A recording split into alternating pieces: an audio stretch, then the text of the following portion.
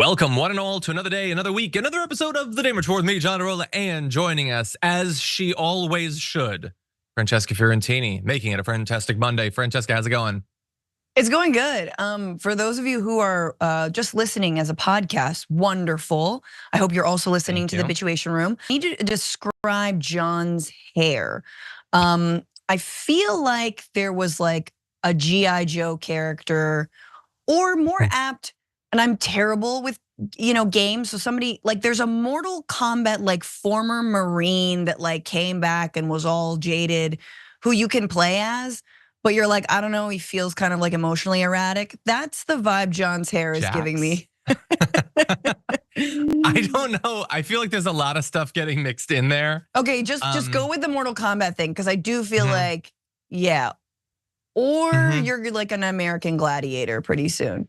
I don't know, but yes. So the hair is, I'm keeping it long for you guys. We have one more week of guaranteed purple. After that, all bets are off. We're in week 4, so soak it in while you can. I just needed to be a little bit short because I hate when the sides grow out. So I did that. I think it looks great. Oh, you like it? Oh, I thought it was mockery. I thought it was being roasted like Tom Brady up in here. No, I mean, I didn't mention. I mean, the rest of the sentence was Jax from Mortal Kombat could get it. You know what I'm saying? Nice. I mean, that arm. Come on. But anyway, and it's silvering in a very asymmetric fashion. I'm not doing this, by the way. But anyway, someone said I look like Rogue from X-Men. Yeah. Wait. Armed Liberal says John's hair looks like X-Men Rogue as a trans man. This all of a sudden becomes so when Rogue layered. Transitions. Oh my God, the right's gonna lose its. Yeah. Oh my God, can you imagine what the Daily Wire would say? Anyway, thank you all for being here. Aside from my hair, there's a little bit of stuff in the news. It's mostly hair, little bit of news, and that's what this hour and a half will look like. But I'm very excited, not only because we have some fun stuff to talk about, some interesting videos to respond to, but today is also the day of the, I'm gonna say, 3rd edition of Hostmates, which we're gonna be doing later on today. Brett is actually, I can see him in the control room. They're gonna be doing prep for this special game show that we're gonna be doing later on today. Also, we're in day 1 of the week in which supposedly there's gonna be a presidential debate. And we'll be discussing that a little bit later on as well. With that said, we have Blue Apron gift cards to give away. Send your comments, your tweets, your super chats, all that. We'll get you set up as we get into this thing. But with that said, and hopefully no more said, Francesca, are you ready to do this thing? I'm not saying no more. Let's go. Me either. Well, I will, but after this. And everybody sends in, they all have cameras. See, every one of you has a camera. If I blow it up here, though, they take a perfect, brilliant, beautiful statement that I make. I go for 2 hours without teleprompters. And if I say one word slightly out, they say, he's cognitively impaired. Whereas Biden can run into walls. He can fall off the stage. Okay, so a few little issues with that. First of all, he uses a teleprompter, and I know that because when the teleprompter breaks down, he also breaks down. We've had those videos.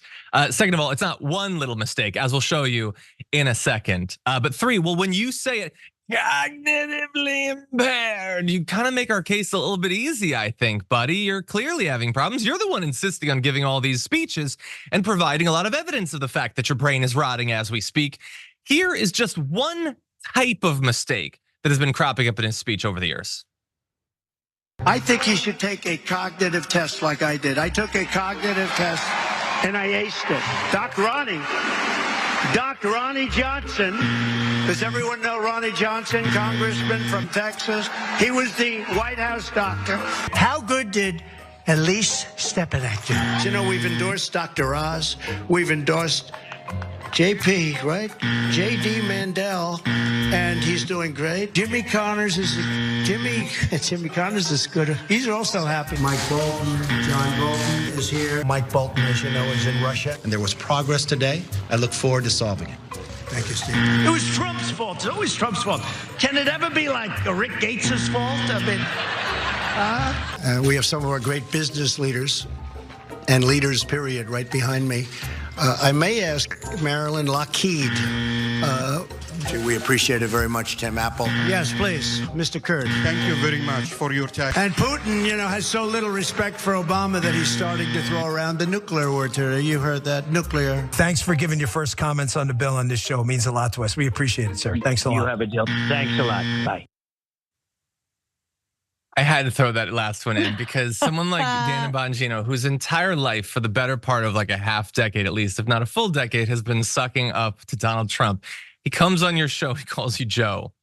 But honestly, do you even take that personally? He thinks Matt Gaetz is Rick. Matt Gaetz is not, he's not like running for state senate for the first time. He's been a national figure thanks to Trump for years. And so there's all these people that he works with every day and can't remember their name.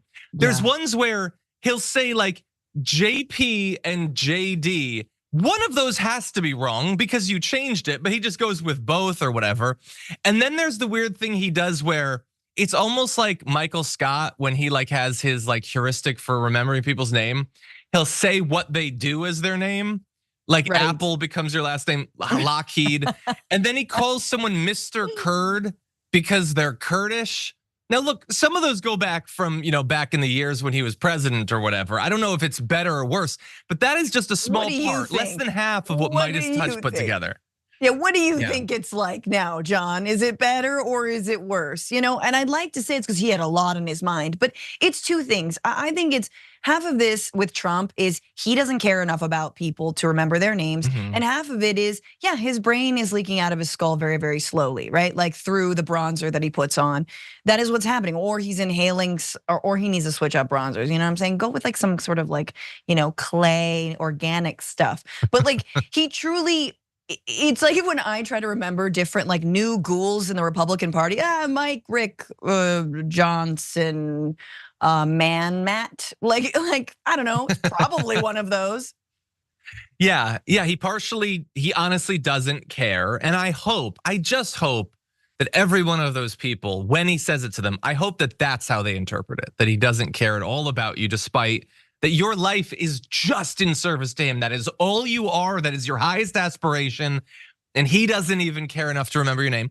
He also knows it doesn't matter. Like he knows that if he makes all these mistakes, his base doesn't care. The fact that like to take it back to the first thing where he's whining about us pointing out his cognitive, decline. When he said, I give a speech that's so beautiful, genius, amazing, beautiful stuff. I know I'm naive. I still will never understand why. That sort of statement should be enough, a red flag to tell people that this is not a good guy. Like, when blowhards around you talk 1/50th as positively about themselves as he does on a routine basis, it is a sign that this is not a good person. This is a person who's obsessed with themselves, is not a person to be trusted. And yet he enthusiastically does that and they love it. They love that his rambling talk about shark electrocutions he refers to as the most beautiful speech that's ever been given. But anyway, like he doesn't like that we're pointing it out. And in that clip of his, by the way, and we can discuss this for a minute, he refers to the fact that when he makes all these mistakes over and over about messing up Nikki Haley, Nancy Pelosi and all that stuff, and then comes out and says, I was being sarcastic or something, which obviously doesn't hide the fact that no, it's just your brain's falling apart. He wants this election to be, I have a beautiful brain and Joe Biden is falling apart and that's it. And he doesn't like that there's now been a media pushback to the so-called cheap fakes, the videos of Joe Biden that do show that he's awkward and he's old and he's slow, but that's not enough for these people. They have to lie about what's actually in the videos by selectively editing them. He hates the fact that there's pushback against that.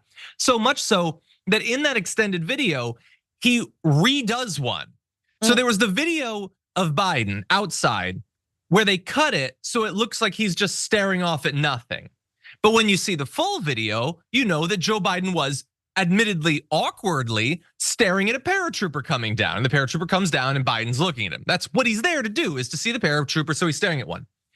What Trump tells in that video is that everyone is looking at paratroopers and Joe Biden is looking at a tree. That's not even the original lie that the right tried to tell. The original lie wasn't good enough for him. Now he has to come up with a wholly new one.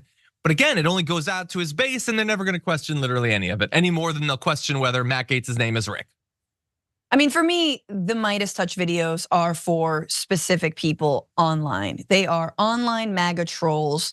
There aren't very many of them. They're incredibly vocal. They think Elon Musk, will allow them to be like their third in a throuple, and like they'll be able to like make out with him in a Cybertruck one day. And so that's what I like about these videos, is that they will at least show the trolls that they worship a straight up senile, angry idiot. Actually, they like the angry part, but he's a senile idiot. So, and senility is almost the least of his problems. All of these problems existed before, but he's just slowing down. And Trump's version of slowing down is becoming even more unhinged, having more blips and bloops. We haven't talked about the parachute thing. Maybe we did, but the paratrooper thing with Biden, I thought it's just like, it's like, you just go back to the impeachment, people. I don't know, because you've got so much nothing. I initially saw the video and I was like, oh wow, I don't know, what was he looking at? And when you see the wide, there might as well be like circus elephants, sort of like clawing up at him and doing, standing on a ball. It was like quite amazing. Now, I don't know, y'all. Have you all had paratroopers or paragliders, or whomever, parachuters land 5 feet from you?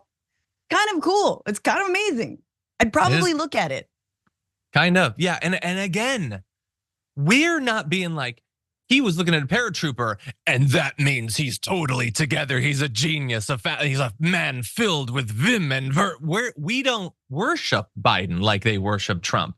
I can say that the videos do show him looking old and slow, and that should be enough for them, but it's not, because again, the whole Trump thing is not about having someone who's authentic and like tells it like it is. It's someone who will tell it 1,000 times more insane than it is. And that's what they want. They want that dark purity. And that's what he provides. Now, that said, he's mad at the pushback from the media, but the media on the other side is actually kind of going out of their way to protect him. And they're stuck between a rock and a hard place, where they have to show Trump's speeches and give him all that free media coverage, but then he also looks really bad. So here's their new trick. Where there's so much water, you don't know what to do with it. It's called rain. It rains a lot in certain places. But no, their idea, did you see the other day? I opened it up and they closed it again. I opened it, they closed it. Washing machines to wash your dishes. There's a problem. They don't want you to have any water. They want no water. And I was with. And you were just listening to former President Trump, and we're going to talk about some of the things he was discussing there. We'll be right back with final remarks.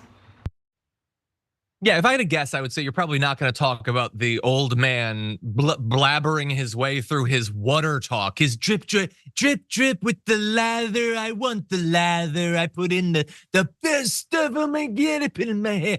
I think you're probably not going to talk about that, because if you were that interested in that, you would have kept playing that. But instead, all of a sudden, we got to cut away because this is incoherent and it makes him look like a madman. It makes him look like a doddering fool, which is what he is. And they are by no means obligated to play his speeches. I don't think they should, but they were playing his speech.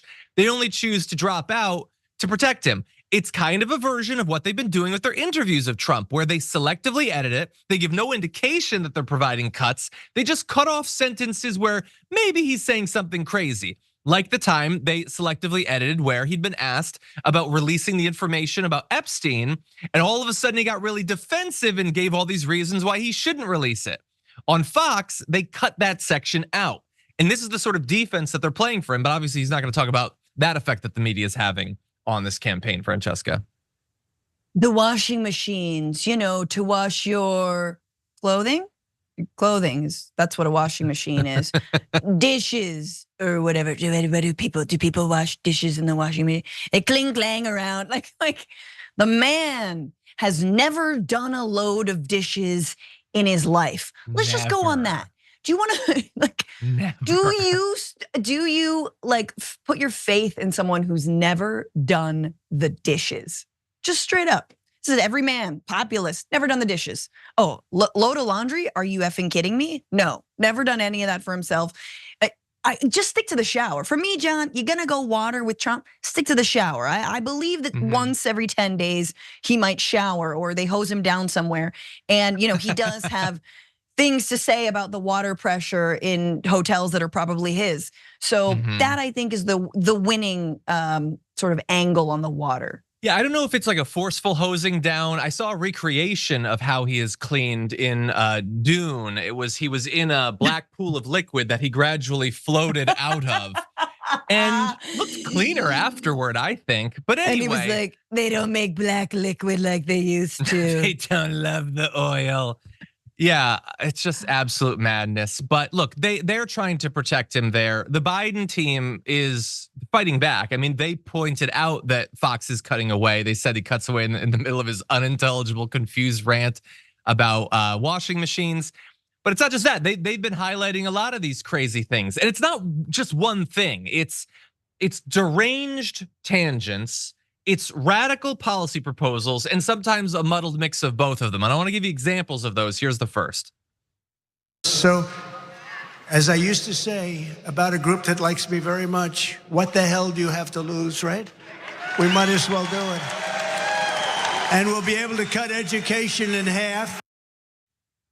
I don't even know, does that mean in the how much you learn? Does that mean the funding? As a parent, I don't like either of those things. Was that a misspeak? Was that Project 2025? Who the hell knows? But that's the new stuff. I want to give you some of the oldies that he's bringing back. Here's another example of that. This green new scam stuff, the green new scam. Let's build a windmill on every corner. A windmill that doesn't work. Darling, I'd like to watch television. I'm sorry, the wind isn't blowing tonight. Okay, so you've heard that before. The ring gives cancer, all that stuff. Okay, and so I know what you're thinking. Oh, he said crazy stuff at the rally and you guys are planning to make fun of him, and that's fun. And that is part of what we're doing here. But do you notice the through line to all of these things? I think it's very easy for people to focus on the fact that it's deranged. He's an old man. He's got RFK Jr. style brain worms, whatever, however you want to put it. But think about these things. So we had the video that they cut away from. Okay, we can bring up this tweet, which has the actual rant in it. I'm not going to read the whole thing because it's really, really long. But it's about how there should be no government regulations to limit use of too much water because it'll mess up your hair, okay? So don't let the government get involved in water use because it'll mess up your hair. We shouldn't have renewable energy because it'll ruin your TV or something. Even though it's not true, that's what they said. Okay, so no renewable energy because then your TV will get messed up. Oh, and also something will cut half of the spending for education for your kids. Do you notice the link between these things? That yes, he's blathering and he's windmills and water and lather and all that stuff. But the end result of you accepting all of those things is a government that is not made for you, okay? So when water is being given away wholesale, amazing prices on the leases for some company to take all the water out of the ground, they just take all of it and there's nothing left for you, or big farms soak it all up. So by the end of the Colorado River, there's nothing for the communities that need it. You could regulate that, but that would hurt corporations and rich people. No, instead, we're just going to convince you that any effort to regulate is about screwing over your beautiful mane of hair, not about the fact that they're tapping the well literally dry. With the water, with the washing machines and all that, exactly the same. And with the education funding, he's training you to hate any government spending that benefits you and your family. So yes, it's deranged, but it's also very much in line with how Republicans have been talking about these for a very long time. And he is training his base to want a government that benefits only the wealthy, while for them, they get the equivalent of, like circus games and all that stuff in the form of his bizarre rants. But rants aren't gonna fill your glass, okay? They're not gonna get the lotion, the shampoo out of your hair, and they're not gonna teach your kids at the end of the day. Sorry, Francesca, what do you think? No, I think that was fire. You're absolutely right. I mean, he's been out here at his rallies complaining about the hot weather. Oh, it's hot. I don't really care if you all die, but me. And what a perfect distillation of his politics and of the politics of MAGA and the politics of the far right more broadly, which is We don't care if you all die from the heat due to the fact that we don't take climate change seriously and we don't invest or believe in renewable energy and are not going to do any kind of climate preparedness. All we want to do is build our Elysium and take our private jets all around and have our air conditioning. And Ben Shapiro said, just get air conditioning. Just get air conditioning. What about all the senior citizens that die every single year because they don't have air conditioning because they're living on their monthly, Medicare and retirement funds, which is nothing. Yeah. And they die. Oh, I mean, it is wild. Like, you see the people in the background, and I gotta imagine that as they realize this is now however many 24th hottest month on record, and it's only gonna be hotter, summer has just really begun, that they're like, yeah, screw windmills. It sure is hot. Like, at some point you gotta put the pieces together, and to be honest with you, so many Republicans, especially in areas that are disproportionately hurt by climate change, but they are represented by leaders who don't believe in doing anything to mitigate the effects of climate change or switch to renewables. And so they're trapped. They're trapped, and they're like, here's some red meat. Hey, hate the immigrants. Hey, CRT, do that. And meanwhile, your town is going to be like run dry, and your water is going to be poisoned if you do have any. 100%. Yeah, and how many of the people in Texas who died during the heat wave had AC? They had AC while the power works. Right. And unfortunately, it's deregulated and the companies can do whatever they want. So your AC doesn't help if you don't have power because they didn't plan for the inevitable climate change that they're contributing to. But John, just pay $800 a month. What's wrong with you? Why don't you just pay $1,200? Just pay more for that electricity. Yeah, and that's the thing about his rants. They almost never randomly end up inconveniencing the rich. Like, they seem random, like they're going everywhere, but they're not actually. So just keep that in your mind as you're listening in the future. Even if it's about something as random as shark attacks and electrocutions, there's a goal there. There's a mission there. Okay, we're gonna take a short break. Lots more to get to on the other side of this.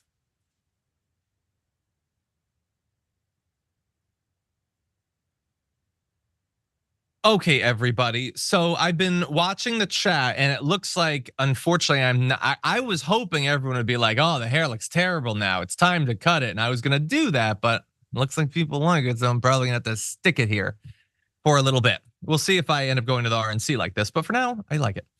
Okay, by the way, I wanted to respond to, where's the comment that I set aside? Oh, Marley BBY says, John, you need that purple shampoo to keep the dye vibrant.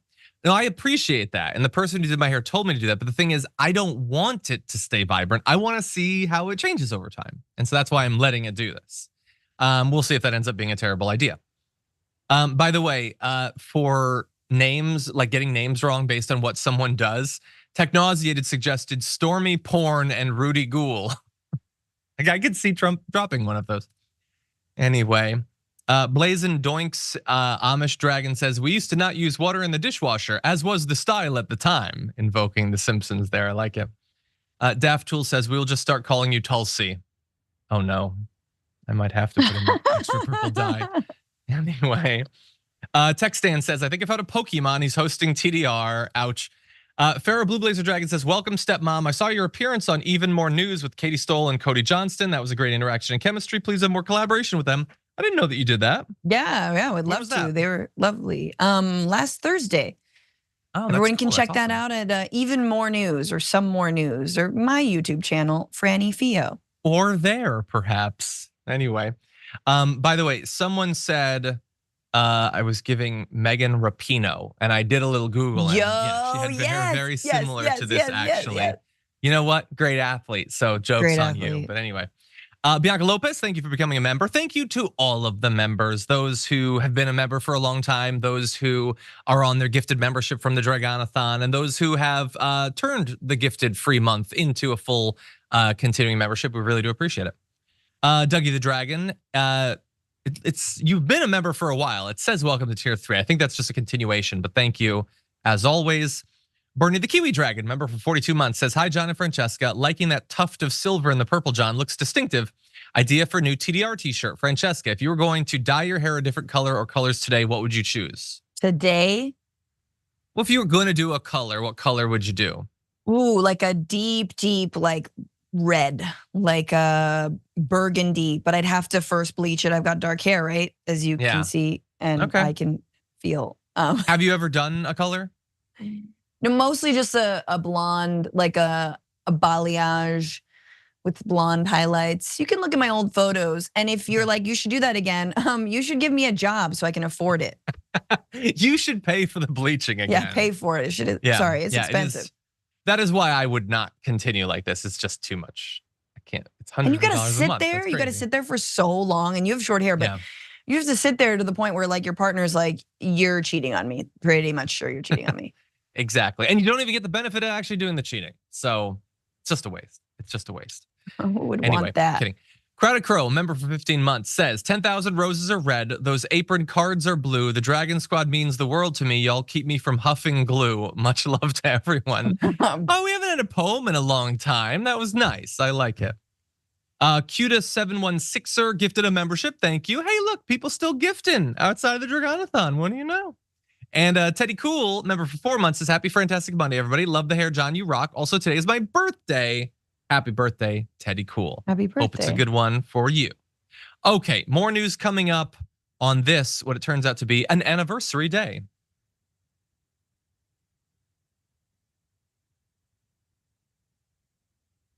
If you're just joining us now on YouTube, please hit the like button as we launch into this.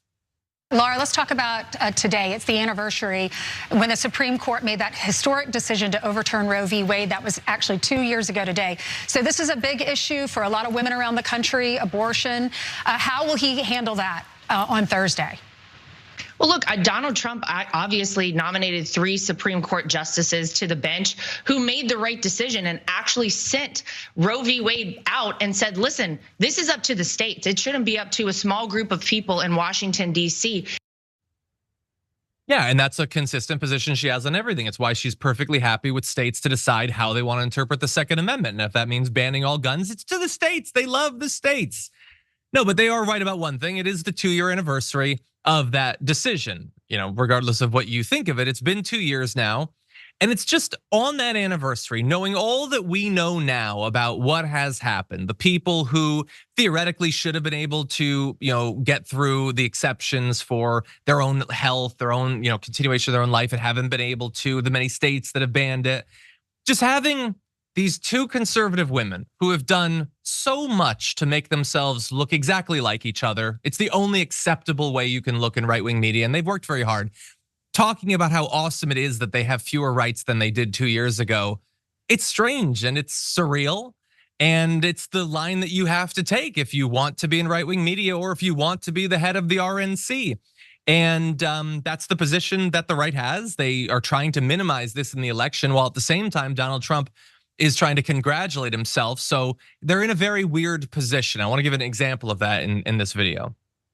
Some states are a little bit more conservative and some states are much more liberal.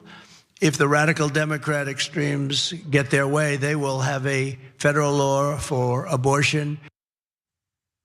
Okay, so some are a little more conservative, as in previously you had control of your body and now you don't under any circumstances. That's what's a little bit more conservative. You don't have control of your body. And then much more liberal is they'll have a law that guarantees a right to abortion. So the extreme thing is the status quo of the last half century. And the not so extreme thing is you no longer have any control under any circumstance under your body. That's their message. Francesca, we'll see how that works for them in this election. But now that it's been 2 years, reflecting on that, what do you think? I mean, we've seen the results, right? Like we've seen the amount of pregnant people, not people seeking an abortion, but pregnant people seeking a healthy child who've been turned away at ERs around the country because those doctors and administrators, more aptly, are worried that should they need to provide emergency medical care in the form of an abortion to this pregnant person, that they would be sued. And so those women are bleeding out, they're miscarrying in bathrooms, adjacent to the hospital, or they're straight up being refused care. So, I mean, it's sick what's happened in 2 years. It's truly dystopian what's been happening in 2 years. And many people, and look, I think it's important to know that the people who have these stories or who know someone who has these stories are in red states. These are people who largely, and not completely, right? Because we know that also blue states have clamped down, but these are states that Trump needs to win, or they're purple states that Trump needs to win. And if I were Biden going into the debate, I would bring up a 7th grader who is now a mom of a 1-year-old, right? I would bring up these cases, these extreme cases that actually, honestly, we don't hear enough of, because it happens far more than it gets reported, of children who are forced to carry a pregnancy to term. So yeah, I'm surprised, John, that even Fox News was like, so Lara, 2 years. Like, you wonder, like, was there an angle there?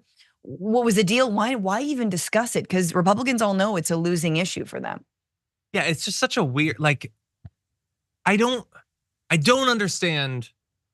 You just have fewer rights, and that's awesome. Meanwhile, and we're not gonna go into a long thing about this, like, Elon Musk has many of his acolytes on Twitter thinking that, like, Star Wars having women star in the show is a war on men. It has nothing to do with it. But that's an aggression. You attacked me. You've taken something that was mine. This is just fewer rights than you used to have. And they think that it's awesome, or they have to pretend that they think it's awesome. They have to go up and say, yes, it's great that my rights were taken away, and soon I may not be able to use contraception if I want, and soon I may not be able to get divorced if I want. And all of this is great. I love the direction the country is going in. Please keep paying me. That's a very weird position to be in. And it's a very weird position for your party to hold when you know what the American people actually think about it. We've had all of these ballot measures. We've had all of these votes ever since then. Have they won a single one? But again, it doesn't matter. Yes, they have not been able to convince anyone that it is better to outlaw abortion, but they weren't able to do that for the last 50 years, and they still got what they want because we fundamentally don't live in a democracy. According to the most recent polling, 60-40, it should be legal in all or most cases. Okay, and for people who abortion is a major factor in their vote, they're going 65-34. That's Biden over Trump. It's far more important for Democrats than for the other groups. I assume for Republicans, it's not that important because they're terrified of the concerns, maybe, or because they already got what they want. I don't know. But I want to transition now to sort of Biden going on the offense on this issue. That's the polling that indicates he should. Here's what it actually looks like. Here's what Donald Trump says about your freedom. After 50 years of failure, with nobody coming even close, I was able to kill Roe v. Wade. 2 years ago, the Supreme Court justices that Trump handpicked helped overturn Roe v. Wade. Never before has the court granted and then taken away a widely recognized constitutional right. New laws banning abortion are taking effect. Decades of progress shattered just because the last guy got 4 years in the White House. We know what will happen if he gets another 4. For MAGA Republicans, Roe is just the beginning. They're going to try to ban the right to choose nationwide. They're coming for IVF and birth control next. We're up against extremism. Send me back to the White House and I'll fight like hell to restore Roe v. Wade and protect American freedom. Yeah, and while I would quickly point out that I would have loved the Democrats to have passed some sort of affirmative law, when they could have in the first year. Yeah, he's obviously going to be better in terms of the justices that he's going to put forward. And the fact that the Republicans were able to strip these white rights away after decades and decades of precedent and are now coming for IVF and contraception, no fault divorce and all of these different things, despite the fact that the guy who put 3 of those lifetime serving justices on the court did not receive a majority of the vote. When you hear people on Fox talking about this being done in the Democratic fashion, that is one of the best jokes a right-winger has ever told. Their vast majority of the Supreme Court is entirely due to them winning presidential elections despite having fewer supporters than the Democratic side. And by the way, when they go to pass a federal law, all that talk about it's better that it went to the states, you won't hear that anymore. Because it's federalism, it's going to the state level when that's the only place they can get it done. The second they can do it as a mandate on the entire country, that's how they will do it. The federalism thing is not and never has been a principle. It is a convenient stopping point towards absolute control. Francesca, what do you think? Yeah, no, that's really brilliantly put. And I'm glad that Biden's doing this. I think it will work, this kind of an ad in certain states, like I mentioned, where people are suffering the most. But I also need a plan, my guy. Like, I need him to explain what he's going to do to enshrine abortion rights, not just look what Trump's gonna do. He's gonna do this, he's gonna do that. Because look, I've said it since 2015. No matter whether you love him or hate him, Trump has a vision. It's a totalitarian corporatocracy, but he's got a vision.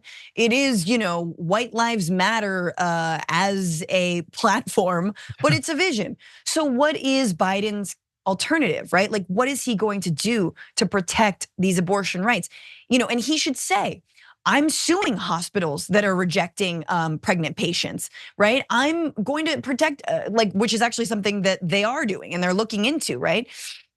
And then the other thing is, well, what about, making it the law of the land, right, through Congress, or using, again, federal land? Like, what about all the ideas that we had 2 years ago when Roe was overturned? Like, well, what about using federal lands to have pregnancy and health clinics? Honestly, that's a good idea just generally. Even with abortion as a piece of that, we should have federal clinics on federal land. So I don't know, John, I think it could work on the people who are scared, but I really need him to explain how the next 4 years are going to make sure that this does not get worse. Yeah. And look, there is a plan on the other side, not even just a legislative plan. They're talking about, states' rights and all that. They're also in Project 2025, they're talking about just replacing the doctors who consult for the FDA with loyalist hacks that are gonna say, oh, medication abortion, no, that's not safe anymore. We're taking that away. They don't even have to convince the Supreme Court or whatever. Okay, well then Joe Biden should just put some hacks in that'll say, oh, it's so safe, actually, you don't even need a prescription anymore. You can just buy it over the counter. Just as an idea, that is the radical lengths to which the right is gonna go to get what they want, regardless of what happens with the House or the Senate or the judiciary. Where is that from Joe Biden? And I would like to see it, considering how much has already been lost. But that said, we're gonna move to one more story for this segment of the show, and it's an incredibly unfortunate one, so let's turn to this right now. A 42-year-old white woman has been charged with attempted murder and injury to a child following her attempt to drown a 3-year-old Palestinian American in a pool. You can see a photo of her right here. She's been identified as Elizabeth Wolfe. She was apparently approached by officers as she tried to leave and was placed under arrest for public intoxication. But here is the full story of what actually happened. So she allegedly approached a woman identified only as Mrs. H, making racist interrogations about what country the family is from and the foreign language they were speaking. Mrs. H is a 32-year-old Palestinian American woman, was apparently wearing a hijab and was watching her 2 children play in the shallow end of a pool. So Wolfe, after shouting her racist questions, decided to take matters into her own hands, jumped into the pool and tried to drag the 2 children to the deep end. She then held the 3-year-old's child, their head underwater.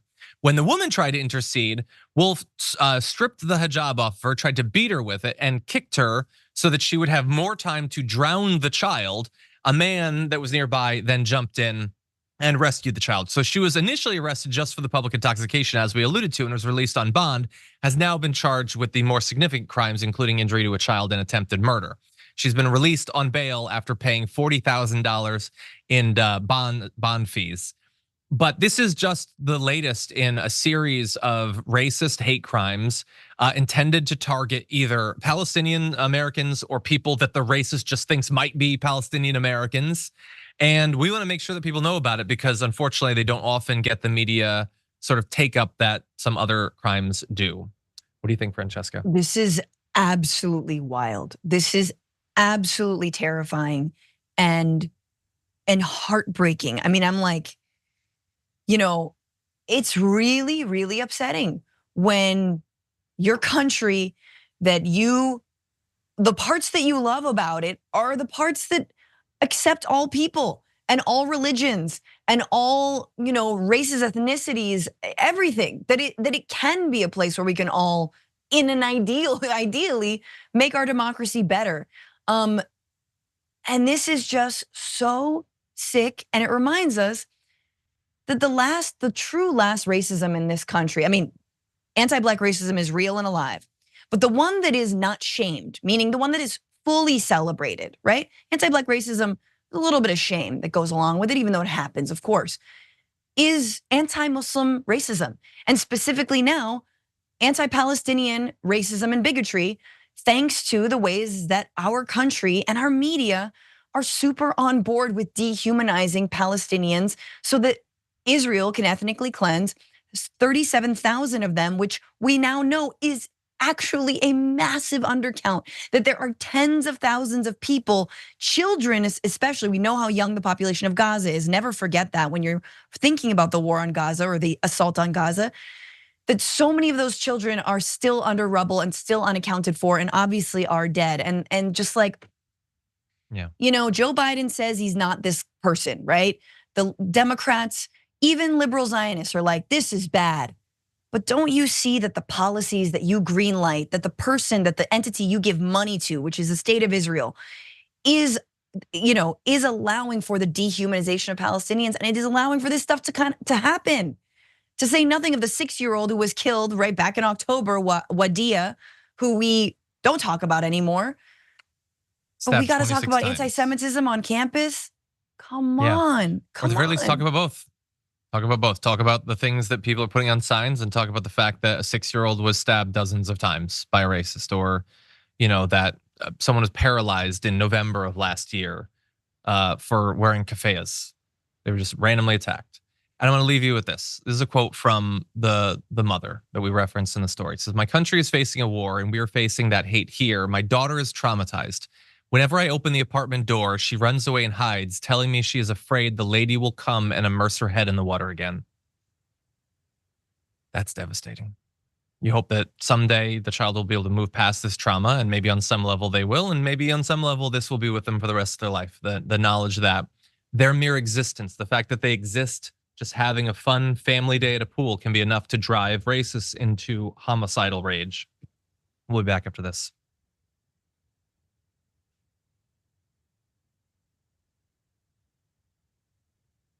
Okay, everybody, let's see what's going on out there in the audience. I don't know this. Denkar said John's rocking the Elsa Lanchester Bride of Frankenstein look.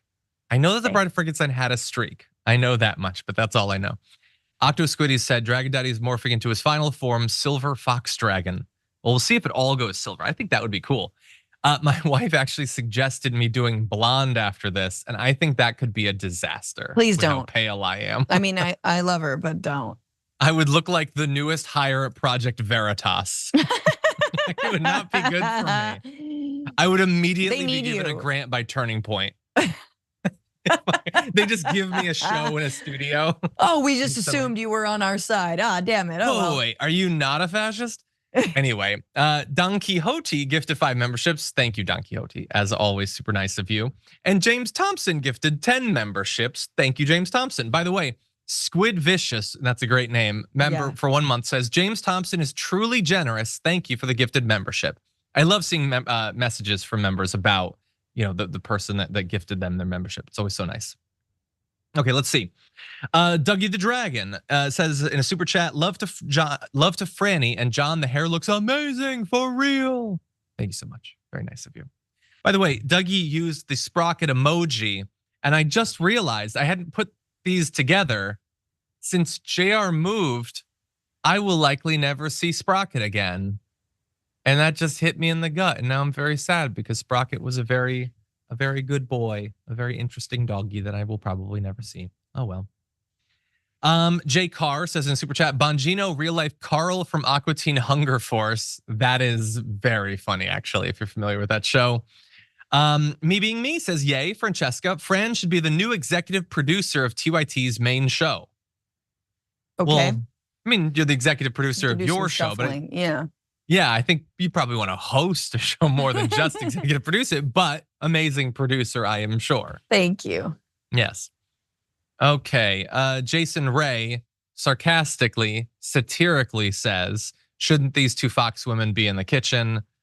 With the position that many on the right would take. Well, if you were a kicker for the Chiefs, perhaps that would be your position.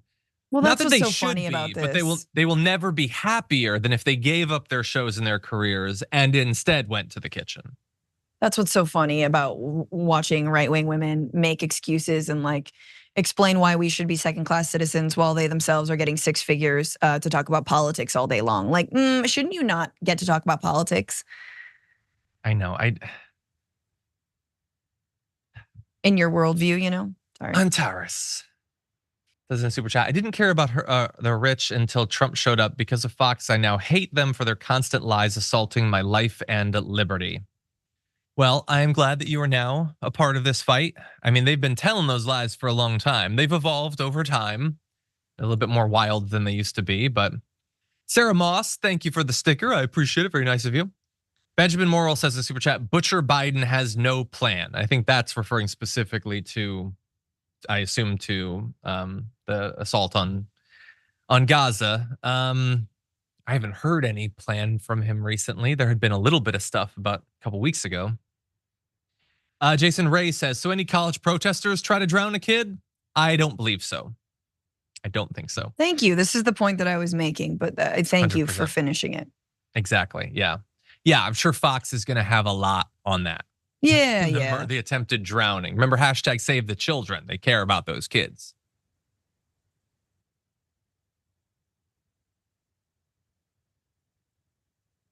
Okay, everybody, let's move into a few more stories, starting with this. They want to get him good and strong, so a little before debate time, he gets a shot in the ass, and that's, they want to strengthen him up. So he comes out, he'll come out, I say he'll come out all jacked up, right? All jacked up. That is Donald Trump, obviously terrified of the debate to come because he's now an active part of I guess Sean Hannity sort of came up with the jacked up Joe thing, the idea that Joe Biden, who normally by day is half asleep at best, is suddenly a raging rhetorician or whatever as soon as it's time for a debate. Sean Hannity been pushing that. Donald Trump is now on board. I want to show you sort of the path of this. This was Sean Hannity, who had previously had to admit that Joe Biden in the State of the Union was not the, doddering half asleep person that they want you to believe he is. And so ever since then, they've swung entirely to the other side. So Joe Biden is on cocaine and whatever you get shot into your ass. Donald Trump is apparently familiar with some sort of stimulant that is applied to your rump. I don't know what it is because I don't get that stuff. I didn't have Ronnie Johnson as my doctor, and we all know about what sort of doctor he was. But he's not the only one. I want to talk about that doctor because they are really trying to prepare their audience for Donald Trump to look bad coming out of this. That's why they're doing all this work, as you'll see here. And it's really embarrassing as a former White House physician to have to do something like this, but we don't have any choice based on what's going on. But I'm going to be demanding on behalf of many millions of concerned Americans right now that he submit to a drug test before and after this debate, specifically looking for performance-enhancing drugs. Because we've seen recently in his State of the Union address that there was a Joe Biden that came out that was not similar at all to what we see on a day-to-day basis for the last 3.5 years. And there's just really no way to explain that other than he was on something, that they'd given him medications. I feel like this is probably what's going on over this week at Camp David. He's going to be at Camp David for a full week before the debate. Part of that is probably experimenting with, just getting the doses just right because, they have to treat his cognition. They have to give him something to help him think straighter. They have to give him something to wake him up, for his alertness. And then, he's been agitated. We see that all the time, and that's a common symptom or sign of this cognitive disorder that he seems to be suffering from. Yes, I don't know exactly what drugs they're going to give Joe Biden, but Ronnie Johnson appears to be going to the same chemist for whatever facial lotion he's putting on that Donald Trump goes to, because he's got that same healthy shade of orange thing going on. I love the fake tough guy, actual dumb guy stuff that he says there. Whenever someone says, it's embarrassing to have to do something that you totally don't have to do, but are just trying to do, that's definitely true. And also him saying, I'll be demanding he get drug tested. Okay, demand away. What exactly is it? Okay, right now I'm demanding to get a cameo in the next season of House of the Dragon. I'm demanding it. Okay, you have no power over that. And the weird attempt to square the propaganda they spread with reality. When they say, well, Joe Biden was energetic and that's not what we're used to seeing. Well, what you're used to seeing is Fox News. Yeah, reality is different than the slanted view of it that you've opted into with right-wing media. And so now they're in this tough position where they keep telling everyone that Joe Biden is not capable of doing anything, but they're really worried that Trump is going to crash and burn at this debate. So they have to prep everyone for Joe Biden to come out like literally swinging. Right. And so you get this muddled message. But what do you think, Francesca? Right. If he's gonna do well, it's because he's all hopped up, and so just prep yourself for that. And if he doesn't do well, then it's great. And it's all the things, this is Biden, of course.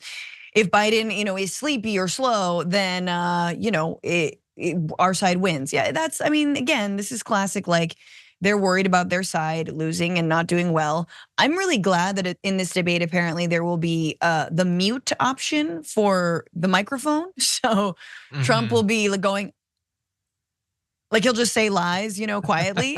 And I like that, or everyone in the audience will be able to hear.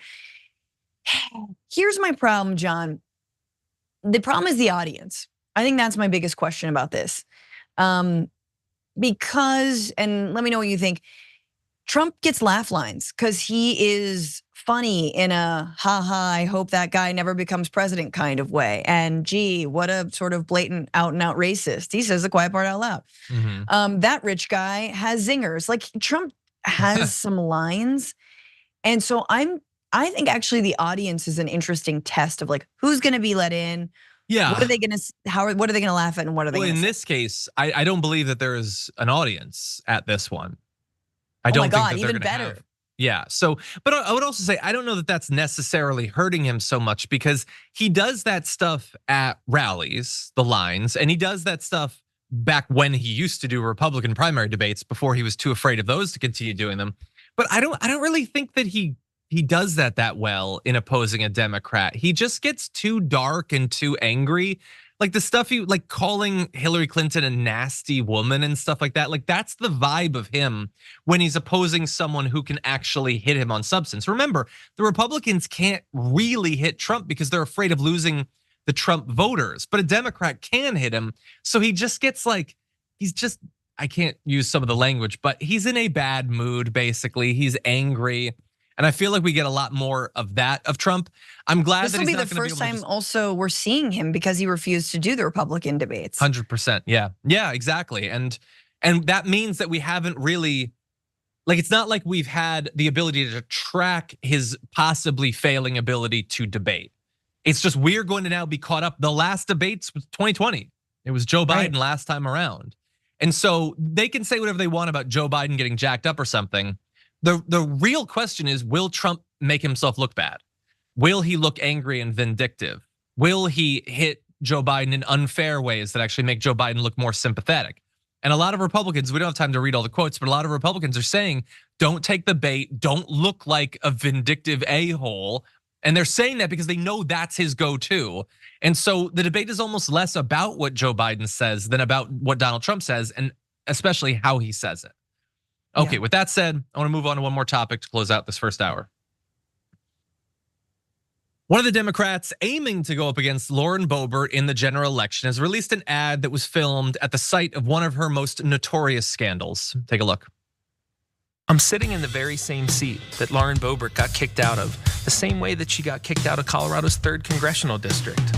So why has she decided to drop out of her race and run here in the 4th? Well, it's not out of a love for us and our communities. It's not because she wants to fight for us in Washington. She's made that clear. It's just because she thinks she has a better chance of winning. That's it. She's using us for her own personal political gains. But this shouldn't come as a surprise. It sure as hell doesn't shock me. She has shown us time and time and time again who she is. We need a leader who cares about us, who knows our communities, our struggles, and will fight for us in Washington. So that is Democrat John Pedora, and bear in mind, he's not the Democratic nominee yet in the same way that Lauren Boebert is not the Republican nominee, but that is coming very, very soon.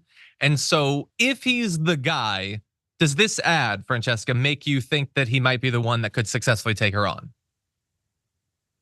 Yeah, I mean, he's stooping to her level because she's so low, and you have to call it out. That's hilarious. Like, I hope he did a little just like wipe down, a little Purell situation, a little spray of that fourth or whatever seat that was in.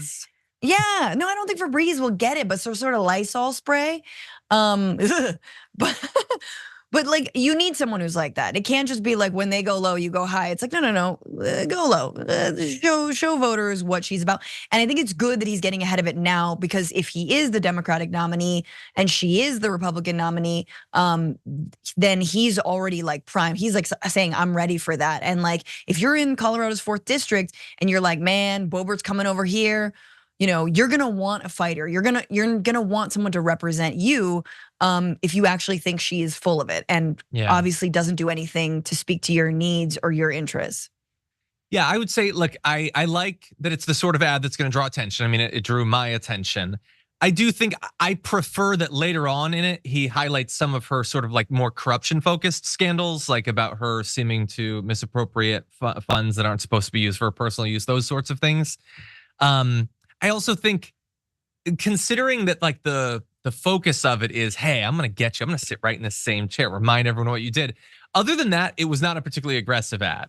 Like, the delivery was fairly restrained. I thought that was interesting. But apparently, I want to turn to her because she's apparently been having a hard time, and she's had to be a little bit restrained in how she's been communicating with her own voters. According to the New York Times' Michelle Cottle, she's apparently been running herself ragged, crisscrossing the new district. And apparently her appearances have numbered, turnout for them has numbered in the dozens. She's toned down the fiery rhetoric that apparently turned off a lot of supporters. So she still does some of her, like, what is supposed to be applause lines, although as Cottle says, they don't often get applause anymore. Like jokes about Biden and jokes about woke and jokes about China and everything. She says, one of the surprises during my time with Miss Boebert was how many awkward or uncertain moments she seemed to have at voter events, in debates, or simply standing unnoticed in a crowd. In unguarded moments, she looks reserved and tentative. She has a tendency to nervously smooth down her long hair and seems braced for someone to say something mean. She can easily get lost in a crowd. So she has certainly been attacked a lot. Apparently that is having an effect. The issue for the district might be that so far, the polling shows that she might well not get lost in the crowd. There's still a lot of uncertainty in the vote.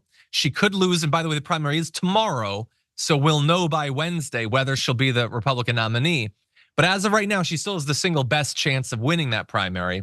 And so, attacks aside, she may still have a political career. But we'll transition to the general election soon enough. I can't wait. I can't wait.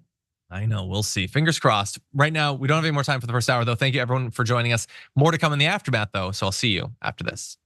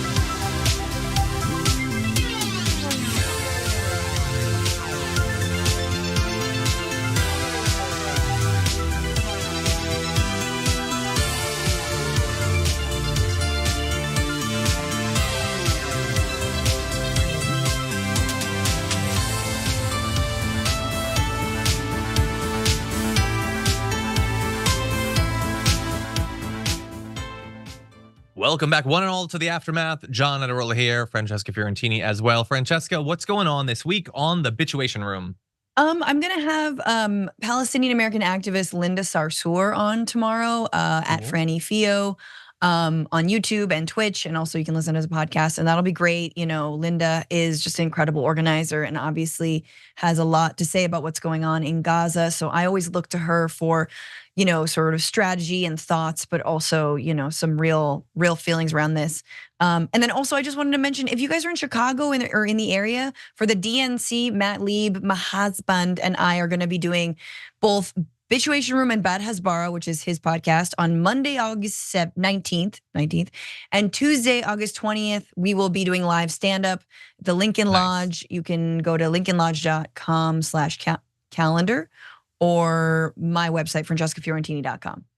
Nice, lots going on, I like it. Okay, also, by the way, in terms of what's going on, I've told people that Hostmates coming up later on today. I don't know if I actually told you where you can see it, but let's see, it's tonight, obviously, tyt.com/Hostmates. It's available at all the places that you watch TYT normally, and I'm gonna be competing on it, hoping to win, but you can also compete during it if you watch live, so definitely do that. And we've got the debate on Thursday if Trump actually shows up, COVID-ridden or not. But everyone bear in mind, we also potentially have the immunity decision. Maybe. It could come down today, it could come down tomorrow, it could come down in 5 years. So stay tuned. You don't know, but it could. You don't know. Anyway, with that said, I wanted to bring some fun out of the weekend. Unfortunately, instead of fun, we got a Monday Menace.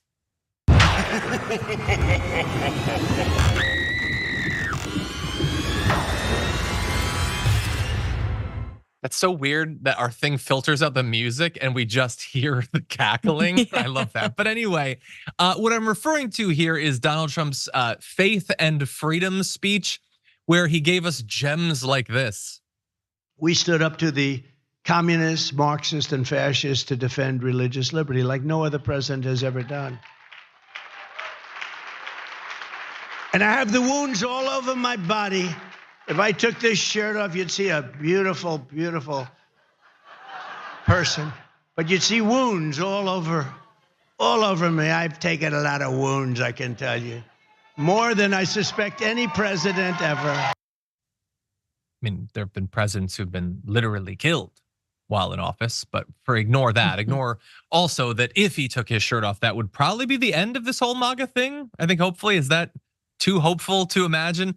But anyway, I mean, they saw Elon without his shirt on and still worship him. They still love him. So. That is true. They believe that he's still an alpha. But anyway, that's the Faith and Freedom Conference. They're there for it. His talk about supposedly sacrificing things for Christianity, which is a religion that he's totally a part of, worshiping a God that he totally believes exists or whatever. But interestingly, his whole stance on wounds being shown has apparently changed. Now he's talking about maybe showing off his own.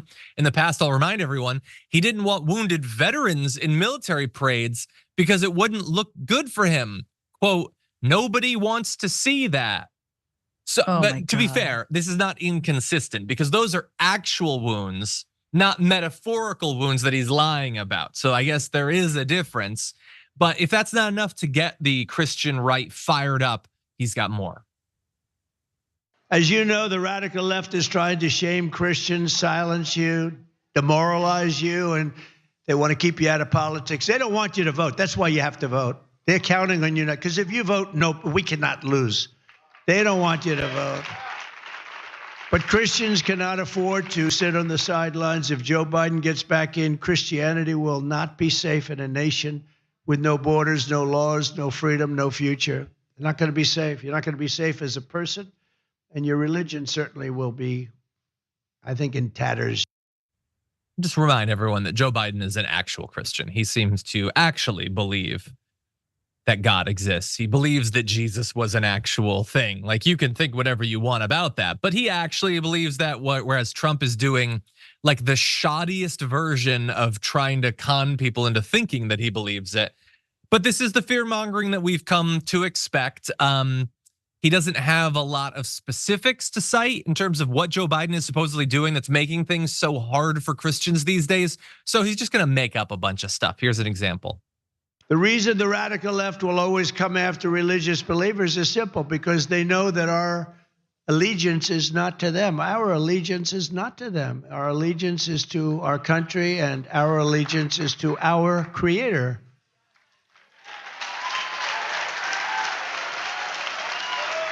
And we do not answer to the bureaucrats in Washington. We answer to God in heaven. You're not even allowed to say that anymore. Today, if you say that, they want to arrest you.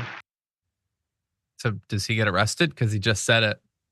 Like, come on, I know that they love being victims or whatever, but like, who's buying this? Like, yeah, you're right. I can't say God in heaven because I get locked up. That's a thing that happens all the time in America. I believe it.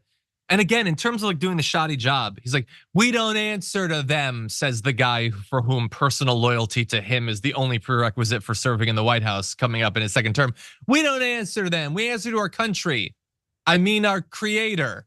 The country's a different thing. That's the nationalism thing. You're trying to pretend to be a Christian here. You can't even keep track of it. Our Creator, he's a thing. He's real. I believe him. And I love those 10 commandments. They're a real thing too. We'll get to that. But Francesca, what do you think? He's been no one suffered the wounds, has wounds. Just like, oh God, this guy has a hangnail, and he's like, oh, kiss it, like he's just freaking out about it. Like, just look, I think the point is what you made initially, which is we are so, I think, lost in the amount of lies, lost in the amount of court cases, lost in the amount of hypocrisy, lost in the amount of it's okay when I do it that Trump represents, that we are so gaslit to the contrary that we don't remember basic things, that if you really want to argue about Trump v. Biden on pure religiosity, pure Christianity, Biden's a practicing Catholic. He goes to mass and stuff. Trump's like, I go to church on the Sundays. Is it Sunday? Is it? Maybe it's Tuesday. I don't know. Like it's just wild. And we're told that Biden's a godless Marxist and Trump is, a God-fearing. No. He often takes a piss out of Christians. He thinks it's ridiculous just how much they believe it. We've heard that multiple times from him, and he still hasn't picked a favorite passage from the Bible. Just pick anyone. Yeah. Just learn the Lord's Prayer. Like, honestly, John, what's the Lord's Prayer? Ask him that. I know the Lord's Prayer. What's the Lord's Prayer? You're such a Christian. No, it's personal. It's personal, Francesca, to him. Yeah, well, I like to say it quietly in my brain. Yeah. By the way, he's been talking about the 10 Commandments, which again, do you think he could name 4? He posted this: I love the 10 Commandments in public schools, private schools, and many other places for that matter. Read it. How can we as a nation go wrong? Again, cite a few. Again, well, why wasn't it in the White House that you were there for 4 years? I mean, if it's so important to you, you could have put it there. You didn't put it there because it ain't important to you because you don't actually believe it and you don't care. And if he was familiar with them, he probably wouldn't like it very much, because very quickly, the first commandment is you shall have no other gods before me.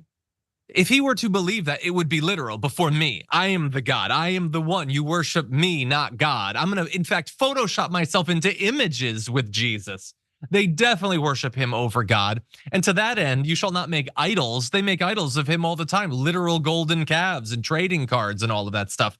You shall not take the name of the Lord your God in vain. He does it frequently, as most people do. I don't think that's one of the serious ones, but remember the Sabbath day to keep it holy. He doesn't even go to church. You think he's keeping anything holy? Honor your father and your mother. Honor your kid's mother. Stop effing around on her. How about that? You shall not murder. Obviously, we can go into his foreign policy, the fact that, bombings in Syria quadrupled. He talks about wanting to execute people for dealing weed and stuff like that. Obviously, he didn't read that one. You shall not commit adultery. I think that one kind of explains itself. You shall not steal. He steals from his biggest supporters, let alone everyone else. You shall not bear false witness against your neighbor. He defamed E. Jean Carroll for identifying the sexual abuse against him for literally decades to the tune of tens of millions of dollars. And you shall not covet. that is written into his genetic code, is coveting things, wealth and buildings and golf courses and other people's women and other people's daughters and other people's kids. He covets. His own daughter. That's it. Don't forget. His own daughter. His own daughter. He doesn't want to see the commandments because he has never lived by a single one of them. Anyway, let's turn to something even weirder with this. Dana White. Did anyone ever hear of Dana White? He's a legend, right? UFC, ultimate fighter, ultimate fighting. And he's a fantastic man. I said, Dana, I have an idea. Why don't you set up a migrant league of fighters and have your regular league of fighters? And then you have the champion of your league. These are the greatest fighters in the world. Fight the champion of the migrants. I think the migrant guy might win. That's how tough they are. He didn't like that idea too much, but actually it's not the worst idea I've ever had. No, it's these are tough people. These people are tough and they're nasty, mean. Yeah, it's not the worst idea he's ever had. I think that's the nuking the tornadoes thing. But yeah, so what we're gonna do is we're gonna set up some sort of migrant fight club where they're gonna have to duel each other, and then whoever makes it through that gauntlet will be thrown up against an MMA fighter. He said that at the faith and freedom thing. You know, religion and Christianity and love your neighbor and humility and, you know, being good to like was the Good Samaritan and all that. He's fantasizing about migrants beating each other for his pleasure. And that's what he's telling the Christians as a way to convince them that, oh, the point of this story is that they're all very dangerous people and you should be scared of them. And so, you know, if there's refugees and things, screw them. They can't come in because they're too dangerous. I think that's something like what's in the Bible. I think, Francesca, what do you think? I mean, there's a lot of stuff in the Bible that is bad that Trump would love. I mean, there's slavery in the Bible, which is funny because this actually reminds me of a practice that happened in American slavery in this country, which was making enslaved people fight one another for your pleasure and entertainment. So this reminds me of that. I don't know, John. I think it maybe like the immigrants are lazy narrative changing to immigrants are actually pretty hardworking and strong. Maybe that's a good thing. Maybe this is progress in xenophobia. I don't know. It's all terrible, but you're just like, bro, read the room. Tailor your speech. This isn't that crowd. Isn't it supposed to be, you know, welcoming the sick, the needy, the people seeking refuge in this country, seeking asylum in this country? Matter of fact, Biden needs to actually wake up to that fact as well. It is very unchristianly to be rejecting and denying people seeking shelter from this country. 100%. Yeah, he picked that up from Trump, of course. Indeed. Like, imagine if conservatives that wanted the Bible to rule our lives actually had to live by it. How different their church would look. Anyway, we're gonna move on to our next story. I think we can fit in both of these. I wanted to give you a little update. You might recall that not long ago, we talked about Robert Morris. He's one of the religious leaders, spiritual advisors of Donald Trump that was shown to have, for apparently years, sexually molested a 12-year-old. And it was finally released, it was revealed, and he actually was forced to resign from his position. I was surprised to see that. It is good to see some consequences for that. But apparently in an update that we're now finding out, Cindy Clemenshire, the woman who was abused, his victim for literally years, reached out to him quite a while ago, back in 2005, and tried to get some sort of restitution for the horrendous experience that she had. And wait until you see what his response was. So she was 16, apparently, at this point when she reached out to him via email. Here's what she said. 23 years after you began destroying my life, I'm still dealing with the pain and damage you caused. I want some type of restitution. Pray about it and call me. He might have prayed, I don't know, but he did wait 2 weeks before responding and said, Debbie and I really do care for you and we sincerely want God's best for you, he wrote. That's a reference to his wife. And starting the response to the email from the victim of your rape with the name of your wife is an interesting strategy. He wrote that he'd, quote, long ago confessed his sins to Clemenshire's father and believed that he'd, quote, obtained your forgiveness as well as your family's. So the father apparently was okay with it. he didn't feel like he needed to talk to the victim of the many, many rapes, I guess. That's bad enough. Then he says this. My attorney advises that if I pay you any money under a threat of exposure, you could be criminally prosecuted. And Debbie and I do not want that. If you need more information, have your attorney contact mine. She doesn't say, as far as we have seen, she's not threatening, revealing anything. He immediately leaps to, just as he did in the initial instance when he raped her, told her, don't tell anyone because it'll ruin everything for me. His first thought, again, is not, what could I do to repair the horrendous spiritual damage I've done to you? It's, this could come out about me, and then you'll be charged with something, and we don't want that. So from now on, I'm not talking to you. Your lawyer can talk to mine. That's how much he wants her forgiveness, I guess. Francesca, what do you think? Well, yeah, just to clarify, because I think you said she was 16, but she was 35 when she sent this email. Sorry, 16 during the previous period of the assaults. Right. But she was 35, but she's still like, look, that is an offering. That's not, I have called the authorities, I am pursuing illegal action against you. He's the one who gets litigious about it. She's like, I want restitution. I want apology. I want some sort of literal, actual, important come to Jesus moment for you. Like, she's giving him this out. And I find that to be, and this is, I'm just gonna say something, but often survivors who have not had, have not pursued legal action, or maybe don't want legal action because they want to resolve this themselves interpersonally. Again, many people who have been sexually assaulted or raped know the person who did it. And this is her saying, I'm 35 now, I'm an adult. I know what you did to me was wrong, and I'm reaching out to you, not again to lock you away forever, but to try to solve this ourselves, to try to heal this as Christians in this community with you. Like that's what I'm hearing from this email. And he's just like, well, I got more money than you and way more lawyers, so F you, go away. Yeah. That's so wild to me. That is so wild to me, and also, I guess, befitting of a child rapist.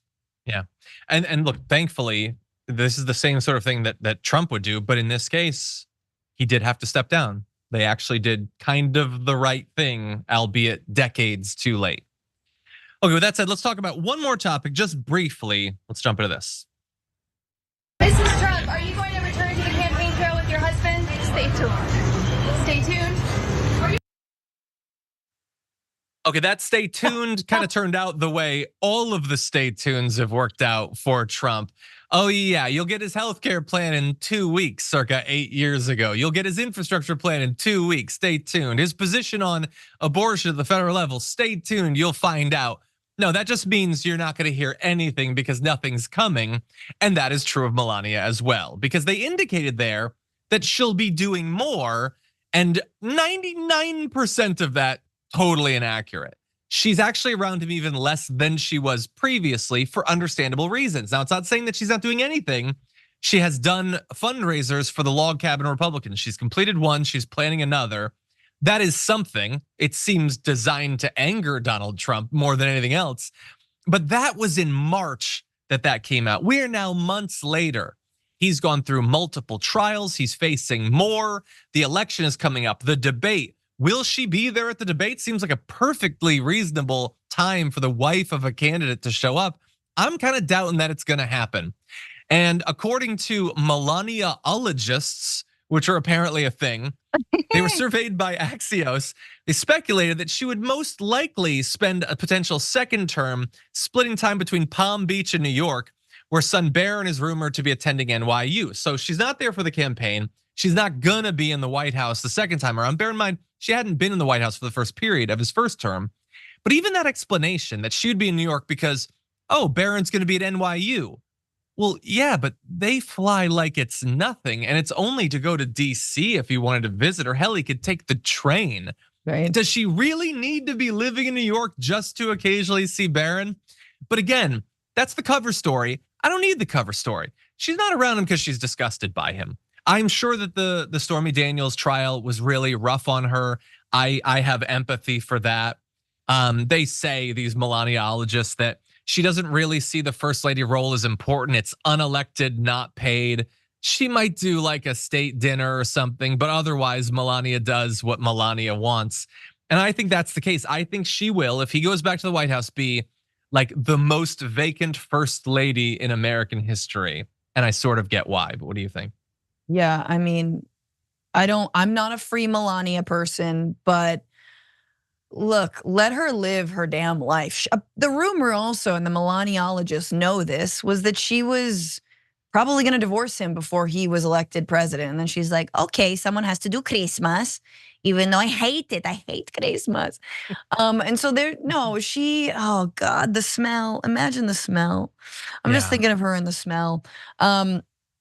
And we all know that the Trumps think that the Oval Office, or the White House, excuse me, is dumpy. The Oval Office being a part of it, but the White House is just dumpy, gross. So she wants to be in Palm Beach. She wants to be in New York. Yeah. And yeah, this makes total sense. You know what, John, I've been thinking about this. Isn't it amazing? Again, back to Gaslight City, because that's sort of where we live. But the fact that everyone freaked out about Hillary Clinton, and still do, for staying with Bill, I don't care. I truly don't care. And it's like not anywhere near the reasons that I do not like Hillary Clinton. But meanwhile, who is telling Melania, like, how dare you? The Democrats aren't like, wow, I can't believe she's staying with Trump. No, we're saying that because of, again, the smell, but not because he cheated on her multiple times, right? Like, no. Yeah. The right doesn't, again, we are in Gaslight City and I don't 100%. Like it. Yeah, that's where she'll be splitting her time, actually. Anyway, that's unfortunately all the time we have for the show. I want to thank everyone for joining us. Coming up later this week, obviously, you can watch Francesca on the Bitchuation Room. Later up today, you can see me on Hostmates after the main show later on today. Definitely stay tuned for that. Francesca, as always, it's a pleasure to have you here. So thank you so much. For now, though, everyone, stay safe out there, stay sane out there, and we'll see you soon.